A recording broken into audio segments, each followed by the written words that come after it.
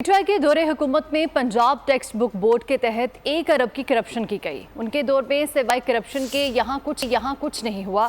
वज़ीर आला पंजाब मरियम नवाज ने तकरीब से खिताब में कहा कि पंजाब में 50,000 स्कूल हैं, जिनमें से 14,000 स्कूल आउटसोर्स कर रहे हैं। स्कूल्स की इमारतें और दीगर मामलात बेहतर बनाएंगे। लोगों का पैसा बच्चों की तालीम पर खर्च होना चाहिए।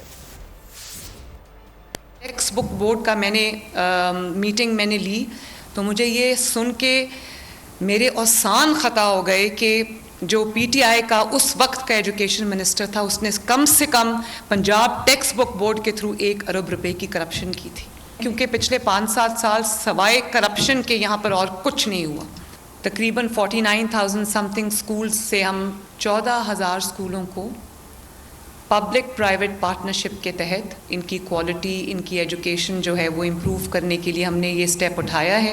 मैंने जो ठीक समझा और सलूशन भी ये पब्लिक प्राइवेट पार्टनरशिप है, जिसके तहत हम 14,000 स्कूल्स को पहले मरहले में 5,800 स्कूल्स को हम आउटसोर्स कर रहे हैं। हमने एक पूरा क्राइटेरिया बनाया है जिसमें इनको ना सिर्फ ये कि बिल्डिंग को इम्प्रूव करना है, जो फैसिलिटीज़ हैं बच्चों के लिए उसको इम्प्रूव करना है। सब्सक्राइब करें और बेल दबाएं ताकि कोई खबर रह न जाए।